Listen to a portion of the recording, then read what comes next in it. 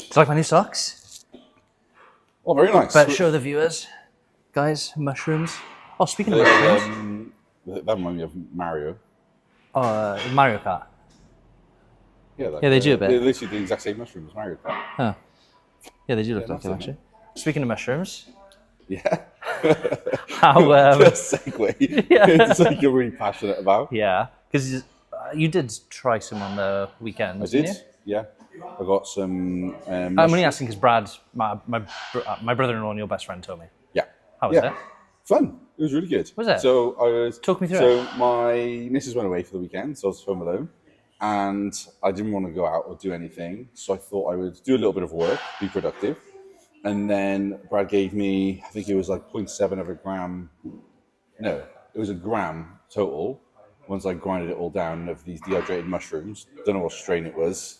You have to ask him, and put it into squeeze a lemon, let it sit for half an hour, and then drank it, and forgot that I did it. What? Yeah, like I did it, and I was just like, oh, that was not nice, but whatever. And then I just like carried on working because I was working at the time, and then I was writing a Instagram post, and then as I read it back, I was like, fucking hell, why am I so deep for? Like, it was a really deep post. Yeah. I normally quite light-hearted with especially my personal ones. It's just like sort of whatever sort of deal. And I was like, oh, that's deep. And then I was like, I'm posting that. And then as I like finished it and I stood up, we got herringbone floor downstairs, yeah. and it was like swelling. Whoa, and then I was like, whoa, I feel light. And it's just like sort of, I felt it straight away. And I was like, whoa. So then I was like, oh, I'm just gonna go sit down in the living room, put on some music. So I took some music on the telly, lie down on the sofa, Kilo, my staffy, come and sat between my legs. So I was just like stroking him with my eyes closed like this on the sofa. And I wasn't like, I think a gram for people that know, like, the do mushrooms is like not really much to sort of really hallucinate and trip. It's enough to give you a buzz, yeah. It's enough to like, what I found is like it had enhanced visuals. So like my back garden turned into like the Garden of Eden. Lush. It's like, that's a lush back garden. It's not standard. Like my phone went really mad. So then I was like chatting to ChatGPT then, and I was like, because I was yawning like every 10 seconds, and I was like, what the like, why am I yawning so much? ChatGPT, and apparently like that's like the start of it. You'll start to feel and see things more, I suppose, like just more vibrantly. So I was like, oh, cool. And then it's like, do you want me to advise, you know, ChatGPT's like, shall I advise a video and some music? So I was like, oh, got in. So then I had this YouTube video with all these like mad visuals. So I put that on the telly and had really good music to it. So I just like lie down, watch that, close my eyes, listen to it, watched it. And then I was just like riding these little like waves. And it wasn't too intense. I was like fully with it. But I tell you what was really powerful about that was the mood it gave me. So I've been like working quite hard recently, and I'm quite a emotional person, we'll say. So I like get really invested into things, and I sort of wear my heart on my sleeve, I suppose. And it made me feel really light, and then it made me think, and I was just like, oh, I feel really light. Like, what is a feeling? A feeling is like a sense of perspective, and I was just like, oh, everything is just perspective. And I was like, oh, so when someone says something is an opinion an opinion is their perspective. And I was like, I can choose my perspective like they can choose their perspective. And I was like, oh, nothing really matters. And it's like proper like drug thought processing, isn't it? You know? And I was like, that's really cool. And I was like, I get to choose my perspective. I get to choose whether something annoys me or not. Like I dropped this after the airport that morning, and this taxi blocked the entrance to like the drop off, and it was like £3 every 10 minutes, and he blocked it, and then I was waiting.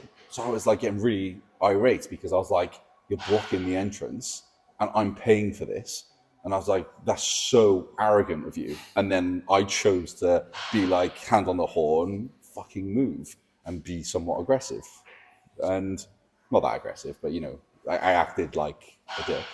And then I was like, I could have chose not to respond like that. I could have just gone into the other entrance, and then that wouldn't have bothered me at all. So it gave me this sense of like perspective, and because I felt light, I was like, I can make light of any situation. So it was really cool. I love hearing that because that's Yeah. exactly how it's made me approach life. And don't get me wrong, like it's really weird because I'm sure someone has probably told you that before in life, right? That you get to choose your emotions based on the outcome.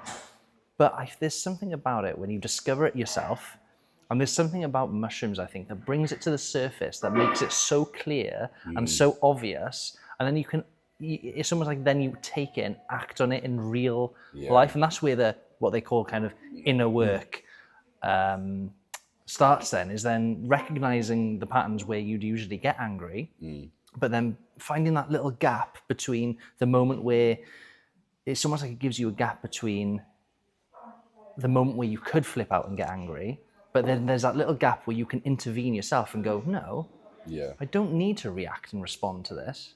And that little gap, I think, is what mushrooms gives you in normal day-to-day life. So it'd be really interesting if you can integrate that moving forward now. I've thought about it a couple of times since. Wow, Only like that's 2 weekends amazing. ago. And I've thought about it a couple of times since. And like, I'm really big on the chimp paradox book. And it's like the chimp, the computer, and the human. And the human is like logic, and the chimp is like emotion, right? And every time something pisses me off, I'm like, this is my chimp. Do I want to behave like this? No. Then my human's going to take control, not my chimp. And then I reset. So I've been using that like a lot.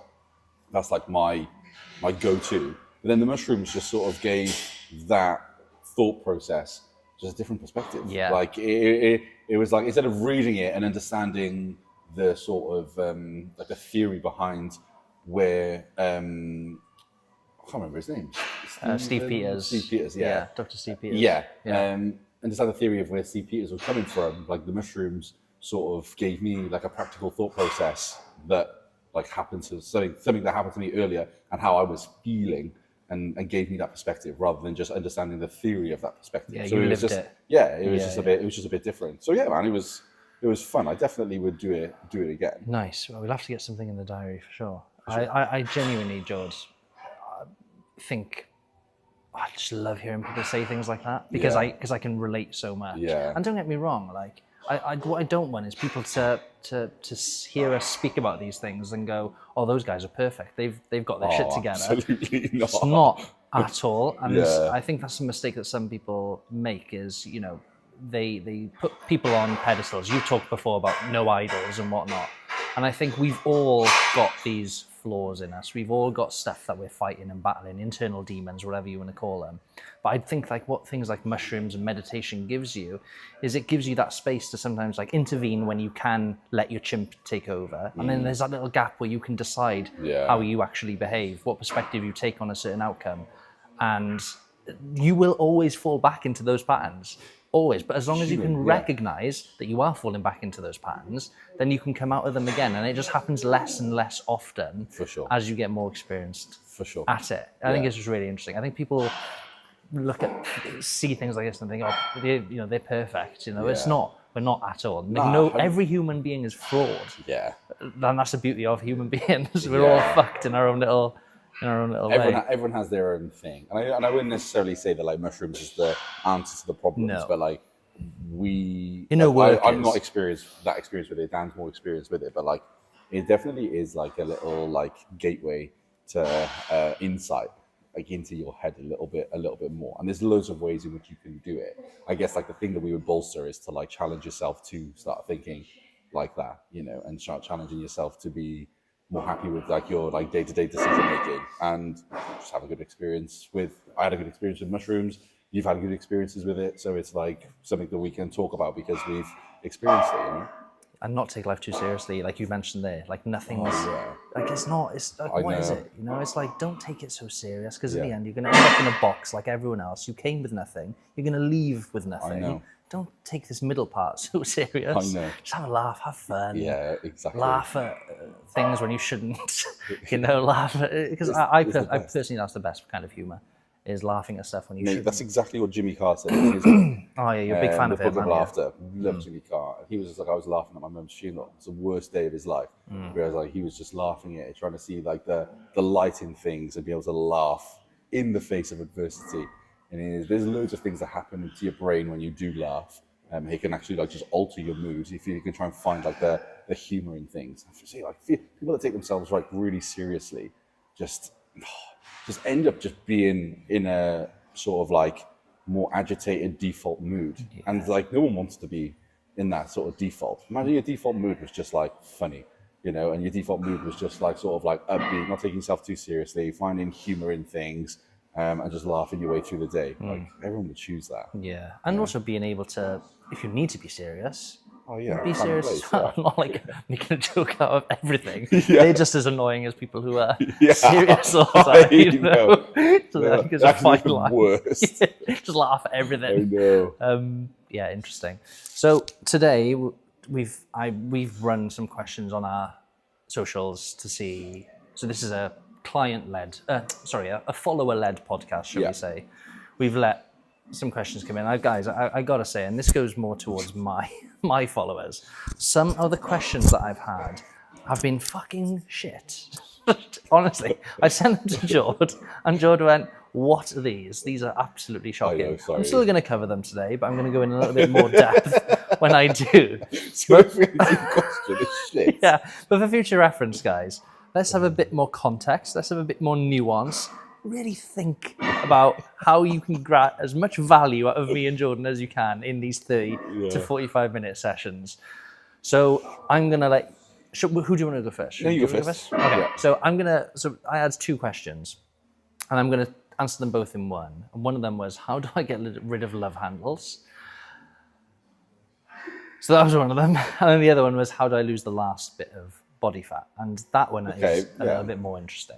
So we'll start with the love handles one, because this could be easily answered as, you can't spot reduce fat anywhere in your body. It will literally come off wherever it wants to come off. It really is as simple as that. Now, we can leave that there, but I think when some people I think sometimes mistake love handles for wide hips, and that can make you sometimes look like you've got love handles depending on what your body type is essentially, and what your hip structure is like. So just make sure that you're not mistaken, because cut a long story short, I know the person who's asked this question. He is not fat at all. He's barely got love handles. He's very lean, great physique. He hasn't got love handles. So I just say, make sure that you're not mistaking love handles for wide hips, first of all. Second thing is losing the last bit of body fat. So generally speaking, and this goes to the context of skinny fat men who go from say 30 to 20% body fat.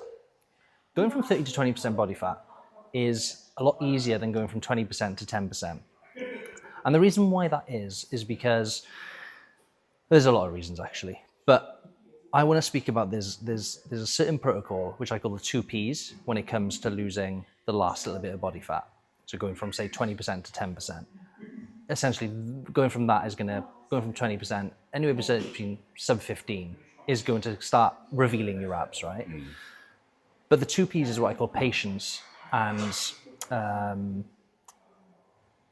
the other P?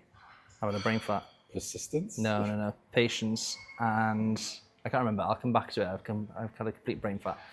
But generally, most people, if they're I'd say more genetically inclined to lose the last bit of fat, will find it a lot easier than someone else who's maybe got, or maybe had a lot of body fat throughout their whole life. Maybe they've just got pretty crap genetics in general, where they carry quite a lot of fat around their stomach anyway. And those people will find it harder to lose the last bit of body fat, going from 20% to 10%, essentially. And for most people, it just comes down to patience. Like if you're going from 30% to 20%, going to 20% to 10% will just require more patience and being able to manipulate your calories, maybe increasing your cardio, getting a bit more steps in. That is the first part. Most people will be able to follow that route. I've got it. The second P is, I had a brain fart again. I've lost it. That's wild. That's mental, that is. Protocol. Okay. So there is, and this isn't my work. This is the work of Lyle McDonald, where he has worked with, do you know who Lyle McDonald is? Yeah. So for the viewers, Lyle McDonald is a bit of an old school fitness guy who, very interesting background, very interesting story. But the bloke doesn't even look like he lifts. He's got glasses, he's small and weedy, but he's worked with a lot of, I guess you could say, IFBB Pro bodybuilders. And he's allowed them to help that last little bit of fat. So what I'm gonna explain now isn't my work, it's Lyle's work, and credit goes to him for this. But there is a protocol that I've used with clients before, and with myself, which helps them lose that little bit of fat a little bit faster, because there is a process where you can essentially manipulate the last bit of fat to come off a little bit easier. And one of the protocols that he talks about is making sure that you're just putting your carbs around your training. Mm-hmm. So if you're, say, on, I don't know, 150 grams of carbs or whatever, try and get the bulk of that around your training. Another protocol that he uses is to try and reduce your carbs a little bit anyway, which can help you lose a bit more fat. It's something to do with the fat oxidization. I don't want to talk about it in too much detail because I think it would just muddy the waters and explain things that don't really need to be explained. And then the other one is incorporating some high intensity interval training into your sessions as well, partly towards the end of your training. So you do your weights first and do the HIIT sessions after. They can be anywhere between 15 and 20 minutes. And again, that can oxidize some of the fat as well. See the brown fat, or what's the other kind of fat called? You've got brown fat and another kind of fat. And what it can do is it can oxidize it and make the fat cells empty a little bit faster, essentially. And what people will start feeling is when they start following that protocol, they'll start feeling their stomach, and the skin underneath, the fat or their skin, will start feeling a lot thinner because the fat is essentially going. And that's when you know the protocol is actually working. It does work. It sounds like a bit like bro science, but there is a little bit of research that can support it. And I've used it with myself. I've used it with clients before as well. So if you are struggling to lose the last bit of body fat, going from, say, maybe 15 to 10% or 20% to 15%, give it a go, see if it works. But ultimately, at the end of the day, what's going to be more important is patience, a calorie deficit, and just making sure that you're applying your effort in the right places. Then this other protocol is something that you can try on top of that if you've got those three things in order.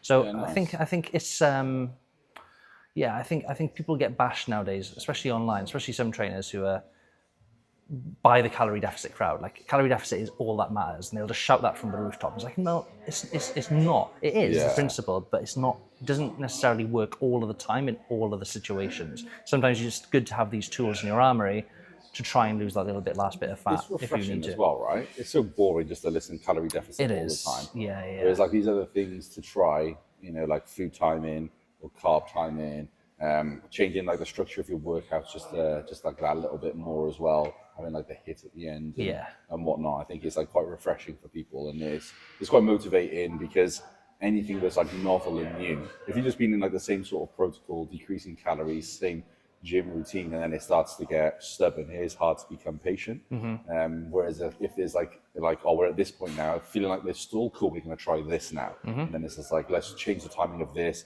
Let's have your carbs at this. Let's have this before workout, this after workout. Let's have 3 workouts a week to have this session at the end, this HIIT workout, and then we'll monitor it for 3-4 weeks, and we'll see what happens. I think it's quite nice. No, you're right. And we've spoken about it before when we first got into training. It was the actual advice given to us was an absolute car crash, wasn't it? Like, for sure. We had no idea what we were really doing. Everyone was just trying different things. Yeah. Everyone was self-experimenting, and people coming into the fitness industry now are blessed because there's a lot of good information out there. But there was a lot of fun in self-experimenting and trying things. I miss that. Yeah. I really miss that. Going home from work, going on a supplement store, looking at the reviews. Oh, mate, they were all fucking bullshit, don't get me wrong. Yeah, I still fall for a trap now. If I go down the supplement rabbit hole, I'm like, oh, that sounds amazing. Fucking hell, do you? Really? Yeah, I love it. I don't buy it, but I'm like, that sounds amazing. That's nostalgia. Yeah, I think it is. Yeah. It brings me back into that headspace. Man, I watch some of these like kids train now, and they train so hard. They love it. It's their life, and they're like, I'm locked in. And all this sort of stuff. I was like, fuck, I haven't been locked in like that for about 5-6 years. Yeah, same. Like, I just train on autopilot, and I turn up and I do the work and I go home, which says a lot for itself. But like, how much these guys enjoy it, how much they really buy into it. It reminds me of like when I was on, like, remember Muscle Farm? Yeah. I had like a full Muscle Farm. Like, Muscle Farm was sucked. And like, I used to be like, oh, like the branding of that was sick. They used to put up their workouts, and they're like CrossFit-y workouts. And I was like, yeah, I'm going to do that. And I would just follow them. And I would love it. I'd be like, oh yeah, I'm like a Muscle Farm athlete. Wore their t-shirt and everything. Growing up is sad, isn't it? Going up in knowledge and wisdom is quite sad, because it makes you a little bit boring. But then the boring stuff works. Boring matters. That's what works. It really is. That used to be my slogan when I started to mature. Is That's it? when I was at the peak of my Dunning-Kruger effect, and I thought I knew everything. And I used to do hashtag boring matters, and I'd be like, I used to say I used to be like, like I used to, what I quote, it's something about sub-maximal training all the time. Everything's sub-maximal, and then boring matters, which sort of reinforced people being like sub-maximal's boring. And I was like, yeah, well, boring matters. And then I was like, yeah, I know loads. And then I started to reach out for more education. I was like, I know fucking nothing. Standard and in Kruger, but yeah, it does matter. Like powerlifting, my bias is monotonous. Food is monotonous. I'm probably eating the same thing. In work, like if Monday to Friday when I'm in work, I literally eat the same thing all the time. And it's just like I eat it because it's fuel and it works, you know. And then on a weekend or Friday night or something, then the diet will skew a little bit, and then it goes straight back on track. And even when it skews, it doesn't really skew that much because I don't like eating real shit. Jordan doesn't like crisps, everyone. Yeah, I don't like. Like that is fucking mental. Don't eat crisps. That is well, I love chocolate. I eat chocolate every day, everyone. So there's that. Yeah, I can't believe you don't like crisps. Yeah. Do you like a chippy? A chip shop? Yeah. Last time I had a chip shop was probably. So I'll answer it by saying yeah. But last time I had one was probably like 3 years ago. What? Yeah. I might have had one since I've been in my house. I've been in my house for like 5 years. Oh, maybe two. I don't know. I had a Plassey Street one. Oh no, after the comp here, I took Thomas to have fish and chips down Penarth Pier. That was the last time I had it. That was a year ago, because that was first Dragon Cup. So that's over a year ago. So that's the last time I had it. Before that, I couldn't tell you. Plassey Street one more time? I reckon twice in 4 or 5 years. Where's Plassey Street? In Penarth. Oh. Apparently it's a good fish and chip shop. Oh, don't know. Never heard of it. Yeah. Okay. Shall I go with my question? Yeah. So I did like a Q&A thing, just like in general. I pull out a couple of questions there. A lot of my questions are always like the same sort of things, like technique-based, low program, low frequency, all stuff like that. But I thought what I'd touch on is someone asked how my injury was, which then I was like, I think I'll talk about injuries, because I think injuries are quite like a misunderstood area in lifting, because when injuries come, it triggers emotion. Anything with high emotion means that rationale goes out the window a little bit, because people are obviously triggered, disappointed, upset. Yeah, I've read that it closes down or shuts down your prefrontal cortex, right? Which is the decision-making part of your brain. 100%. Yeah, it's interesting when you get emotional. Yeah. Which makes so much sense. Yeah, and it's really hard. Like at that point, you can't really talk people out of it. Like you can't be like, stop being emotional. This is the reality. And everyone would have experienced this. Is like as soon as someone explains the rational side, you listen to it, you understand it, you accept it, you agree that it's right. But then that doesn't just immediately change your mood. It takes time then to be able to digest it and apply it, and to like basically remove that emotion. So I suppose the first thing I'll talk about is like type of injury. I don't like using myself as an example, but I tore my adductor last Saturday, and I was competing 2 weeks later. So I compete this Sunday, and I tore my adductor 2 weeks ago essentially. And it was like meant to be, it was going to be either my top set or last warm up. And by plan, it was my last warm up, 3:05. And then as I reversed out the hole, I felt like someone kicked the inside of my quad, and it like kicked my knee out, and like it just got tight. Didn't hurt, it just got tight, and I felt like there was like an impact there. Anyway, my weight shifted, and I was like, whoa. So no, got caught, and my leg just like immediately got tight. So I was like, fuck. Did it before, knew what it felt like, but immediately that day I couldn't sit down straight with my legs extended and pick up my right leg. Like every time I tried to pick my leg up, my hip would just kill. So I was a bit like, I don't know if I'll be in a place where I could like compete and stuff. So like obviously triggered emotion. I was pissed off. I was in decent shape for that comp, and that threw an absolute spanner in the works. So then the response to that for me in that instance was like, it's probably a grade 1 tear. It's probably nothing too bad. I can still move my leg around, albeit it's really tight and sore, so there's something going on. So I was like, the things that I can control now is just how I'm going to potentially rehab that, either to the comp, or if I have to make a decision to pull out of the comp, then I pull out. But the response was essentially just like a shift in mindset and a shift in plan to start the rehab process. And then the rehab process I took for my adductor was essentially like isometric squeezes in 3 different positions. So my legs extended, my knees bent, and then hip flexion. And then doing some like regress stuff where I'm just biasing adduction. So going into a squat and adducting the leg that hurt, going into a split squat, adducting that leg. My hamstrings Well, with like a relatively light load? with a light band. And then just doing some like adductor machines then as well. And then once I was able to get a bit of blood into it and it eased up a little bit, I would do slightly more aggressive sort of work with that. So I'd go like, I'd adduct and I'd get someone to like resist. So there'd be like some resistance with me doing like an adduction. And then once I did 5 reps, I'd get them to pull my legs apart. And I would resist that. And that just got like a big stimulus in there. But again, it's just playing with like the resistance in different positions. So anyway, that's what I decided to do. So it was like that change in response. And now I'm in a position where I'm like 2-3 days out, and I'm able to squat, albeit it's not going to be heavy or anywhere near what I thought. But it means that I've recovered to a point where I can still like squat and deadlift. So like the point of that story is like, I didn't just throw my toys out of the pram, get really pissed off because I've been training well for this comp, and then they threw the spanner in the works. It was just like a segue in mindset to understand what I've done to then potentially overcome it, so I can maybe still compete or then just get back to regular training. So that's like an example of like an acute injury. And then I suppose the other example I want to give, which is where a lot of people experience, is just like tendinopathies and like dull aches and pains. And like tendinopathies in powerlifting generally come from like shoulder, hip, knee. Sometimes elbows from like low bar squatting, or it can refer at the elbow but be a cause of from the shoulder. And those sort of ones can really like bog people down because they're almost like chronic. They're just constantly there. And I guess like the understanding that I have with tendinopathy is like there's a like loading intolerance, whether it be load through intensity, volume, or both. Like one of those is like too much. So your body or your joint or your tendons are basically being loaded too much or too frequently or both.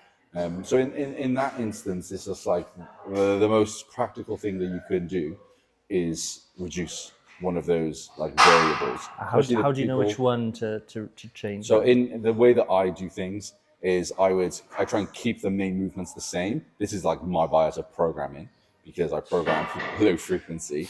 People that program submax boring low frequency.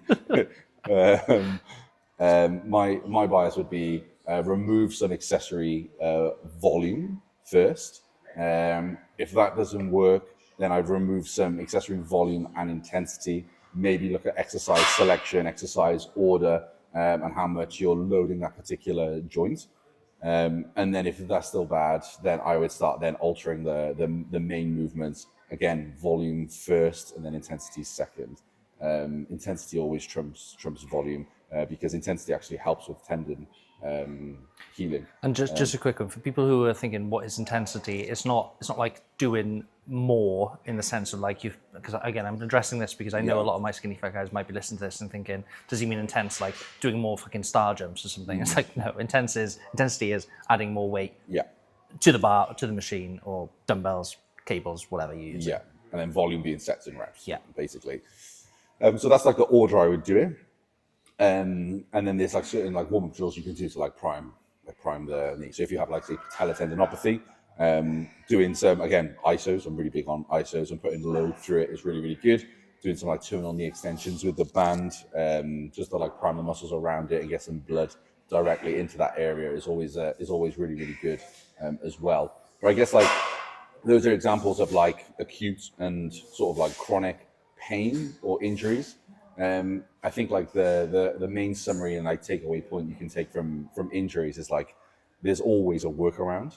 There's always a workaround that you can do. If you have to segue, say like I hurt my leg and it was really bad that I couldn't squat or deadlift, then the mindset then shifts into the rehab protocol, starting from a fresh slate and understanding where I'm at now and seeing the improvement I make like week to week with that, rather than being like, I was squatting 300 and now I'm only squatting 20. That's really like, that's not a very productive mindset. So seeing yourself from a fresh slate, and then see it as an opportunity to like push a bench press. See it as an opportunity to like find some value in developing like other qualities, you know, and segueing into that. If you do suffer with more like chronic stress, then you just need to like reevaluate the program, understand the sort of dose that you're giving yourself with work. Because if you're constantly you're training with tendinopathy, then that doesn't equal longevity. So you need to like sort of reevaluate something. Just take some ibuprofen, man. Yeah, exactly. Just with a strap around your knee, you'll be fine, but. Exactly. Yeah, it's crazy. So those are my sort of like main takeaway points from injury. There's one more thing I wanted to say as I was talking then. Well, I just wanted to add something while you think there, and I was going to say it's really refreshing to hear you say that. You'd be surprised how many men who I've worked with over the years, they get maybe, I don't know, a bit of a bad knee, and they go, oh, I'm just going to take the week off. Take a week off? Well, you haven't got an upper body then, have you? Yeah, exactly. Your knee's hurting? Okay, Yeah. fine, we can work around that, but you have your body to train. Go and fucking do that kind of thing. Sorry, I remember then. The sort of takeaway point is that people generally have a very like present mindset. Everything is very short term. It's always like, and we spoke about it before, like everyone, like the long term that people think is like 12 weeks.